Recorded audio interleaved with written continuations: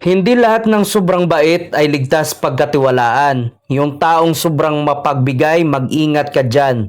Hindi dahil masama sila, kundi dahil hindi lahat ng pagbibigay ay bukal sa loob. Minsan may kapalit ang kabaitan. May mga taong nagbibigay ngayon para maningil bukas, hindi sa pera kundi sa kontrol, utang na loob o kapangyarihan. Ginagamit ang kabaitan para manipulahin. Kapag nasanay kang tinutulungan ka nila, mahihirapan kang tumanggi at doon nagsisimula ang problema. Hindi marunong tumanggap ng hindi. Kapag nag-set ka ng boundary, bigla silang nag-iiba. Doon mo makikita kung totoo ba ang kabaitan nila.